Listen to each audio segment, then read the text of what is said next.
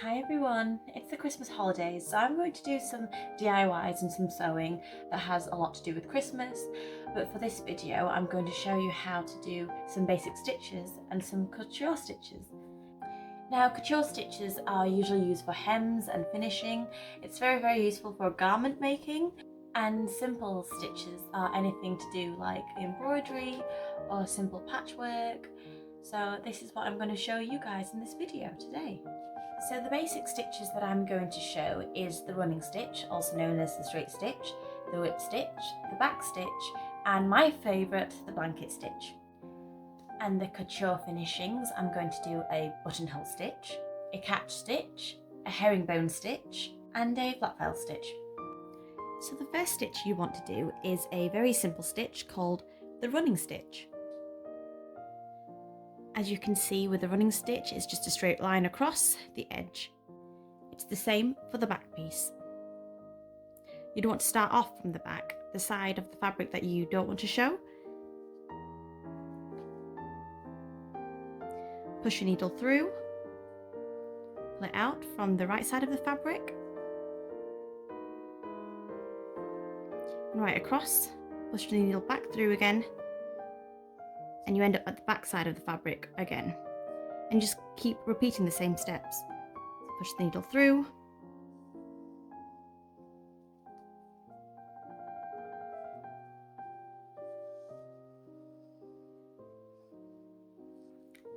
like so.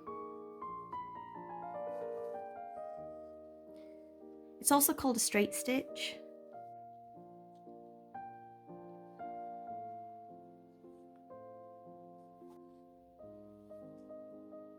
Running stitch is not very strong.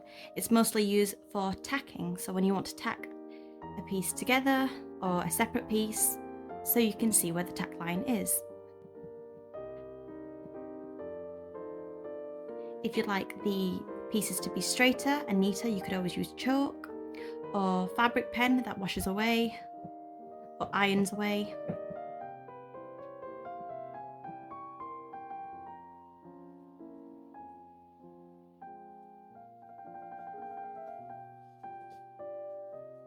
Very simple, easy stitch to do. A running stitch. The next thing is called a back stitch. Now it's very similar to a running stitch. As you can see here, the line is continuous all the way through the edge. You want to start at the back side of the fabric again. Push your needle through. Go back in again. Push your needle through.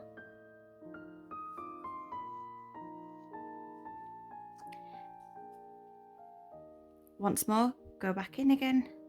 Push your needle through.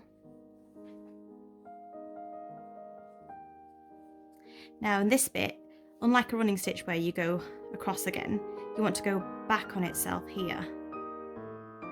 It's called a back stitch for a reason. And it creates a beautiful continuous line. So once you get to this part, it might look confusing from the back, but just go across.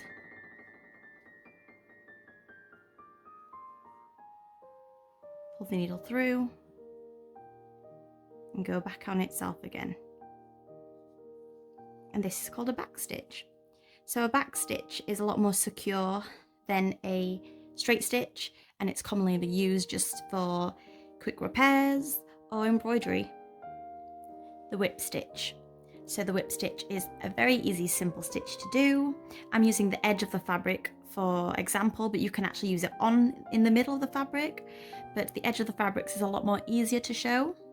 So again, start at the back side of the fabric, pull your needle through, and you actually go around the edge here. But you go around across like that.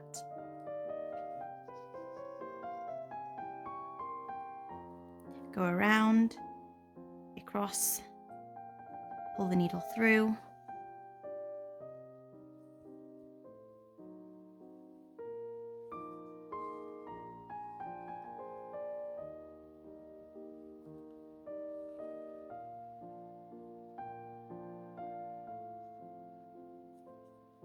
This is called a whip stitch. A blanket stitch is very similar to a whip stitch, as you use the edge of the fabric to sew. But as you can see, the difference is that a blanket stitch has a nice straight stitch line right on the edge, the raw edge of the fabric, in comparison to a whip stitch that doesn't have a straight line. The only extra step when it comes to blanket stitches is that you do a loop. Again, start at the back side of the fabric, the end that you don't want to be seen. Push the needle through. Again, leave space, push the needle through. And you'll see here, it'll create a little loop. You'd want to go through that loop using a needle. And it creates a little secure knot. So you want to go back again, push the needle through, wait till it forms a loop right here, go through the loop and pull. Blanket stitches are my favourite stitch. You can usually see it on blankets, but it's also a very strong, secure stitch, and it helps with fraying. There. A blanket stitch. It's nighttime while I'm editing this, but yeah, this is a blanket stitch on my blanket. Yeah. For the couture finishings, I'm using Calico. It's a very cheap fabric that's commonly used in dressmaking for prototypes. And as you can see here, I've ironed it out, because with couture finishings, it's usually finished on a seam, so I mimicked a seam. Now, couture finishings are very useful for hems. Usually you'd use a very thin needle like a hay needle, but I'm using a beetle needle. And you usually just use one thread, but I've doubled it so you can see it on camera better. Let's start with something simple called a flat fell stitch. It's got little marks on the fabric. At the back, you'll see it'll have like a diagonal stitch. So with a flat fell stitch, you want to start behind the hem where your previous stitch has been. Behind it. Push the needle through, pull it all the way. Now just above the stitch that you've done, push the needle through. It's just above the hem. And I like to put it at an angle like this so it's a lot easier. And you want to push the needle through exactly or near the stitch that you've just created and pull through.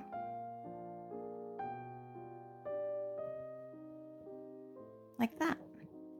Again, you're left with where you first started, just above the hem, at an angle. Push the needle through like that.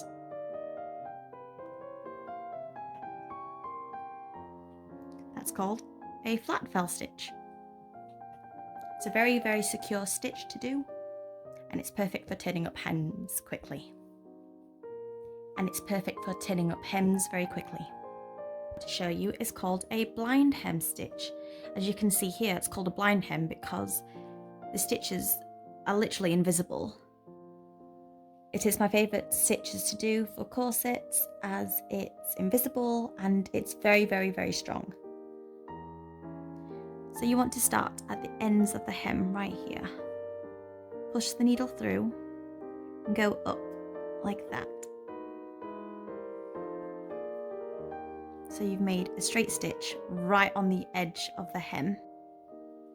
And just above the stitch that you made, above the hem, make a small stitch like that, grabbing a couple of fibres and push the needle through. Now you want to repeat the same steps again.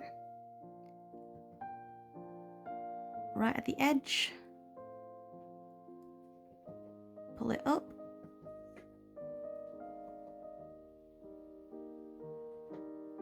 Now just above the stitch that you've created, grabbing a couple of fibres,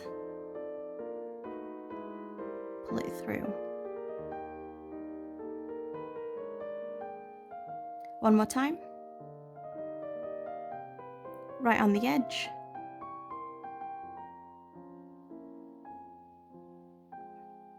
Pull it up. Just above the stitch that you've made, grab a couple of fibres and pull it through. A blind hem stitch. Now we're getting to the stitches that are a little bit more complicated, but I'll do my best to teach you through it. So this is called a catch stitch. It's called a catch stitch because it catches onto the hem and the fabric. It's a straight line on the right side of the fabric, and it goes sideways on the inside of the fabric. Because it's on an angle, there's less tension and it wouldn't break as easily. It's great for skirts as it requires a lot of movement, and as you can see on the catch stitch, there's a lot of movement. Start off right above the hem and grab a couple of fibres, pull the needle through, like that. Now below the hem, at an angle, remember it's at an angle, go through the hem, back round again, like that, pull the needle through,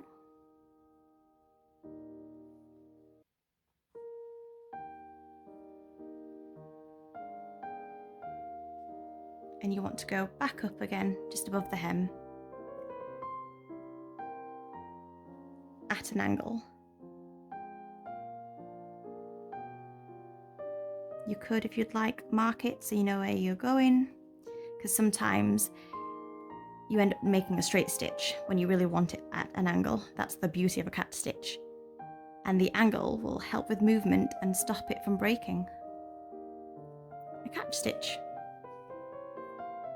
This is called a herringbone stitch, and it's very, very similar to a catch stitch. As you can see, it creates a triangle look, but there's a cross section here. So with a herringbone stitch, it's mostly used on really, really large skirts, heavy skirts, in comparison to a catch stitch, because it crosses over, so there's more security. But like a catch stitch, there's plenty of movement. Because I'm right-handed, I'm going left to right, but I believe if you're left-handed, you go from right to left. So start at just above the hemline, grab a couple of fibres, pull the needle through. So like a catch stitch, put it at an angle there. But instead of going through the hem and up again, you want to go this side. So you want to go through the hem this way and up again. Try not to catch the thread. So when you cross over, it makes a little X right there. Cross section. So you're back at the beginning again. So you want to go just above the hem, grab a couple of fibres, push the needle through,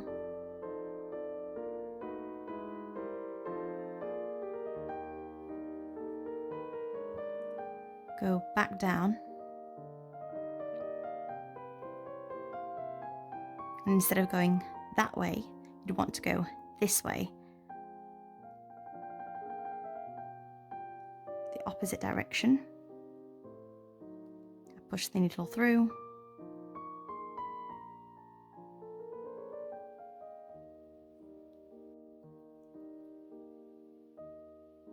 and go above the hem again, push the needle through,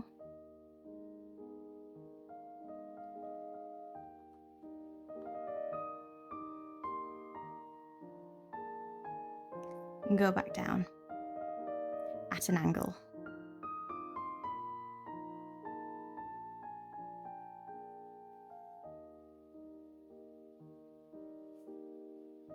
It's a really, really good stitch and it's very, very strong. A herringbone stitch.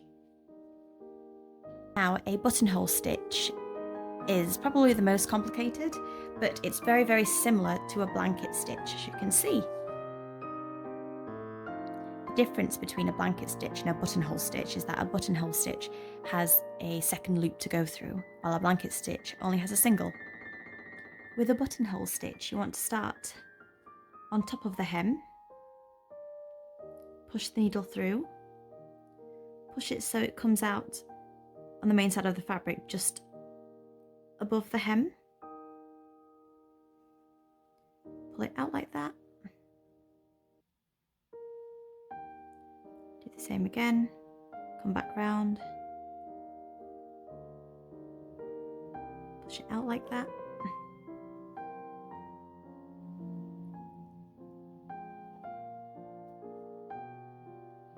That's just to start off the buttonhole stitch. So you want to go across, do the exact same, just above the hem, push the needle through and push it just above the edges of the hem where the main fabric is. Push the needle through. And like a blanket stitch, you want to go through the loop.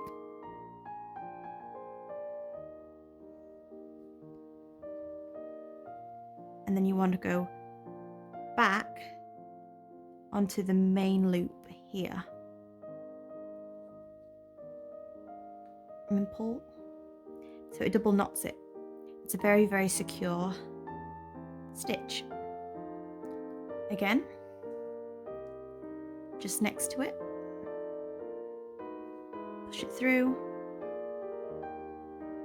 Make sure this thread is behind the needle. Pull it through all the way.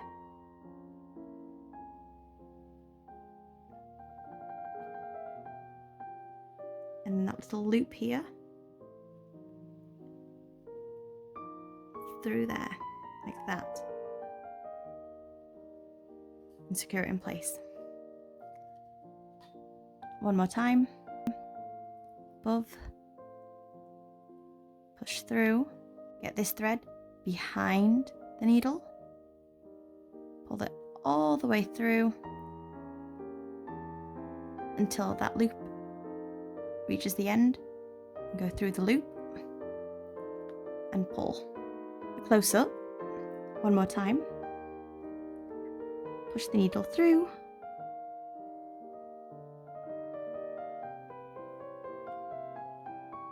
this thread goes behind the needle.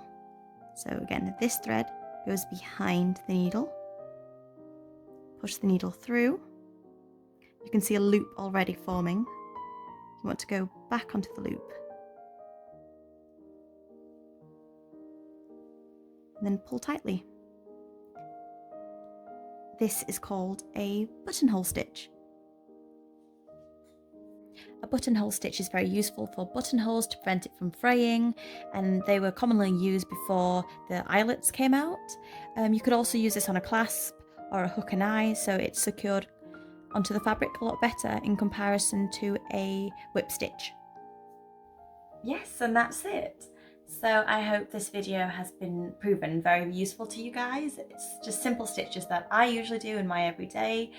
Comment, like and subscribe, click the notification bell because I'm going to post another special video, a Christmas video, and I wouldn't want you guys to miss that. So yes, thank you guys so much for watching, and I'll see you guys in my next video. So the basic stitches that I'm going to show is the straight stitch, also known as the running stitch, the whip stitch, the back stitch. I apologise for my rabbits, they're very loud while I'm filming. This one's called Cotton and the other one's called Biscuit.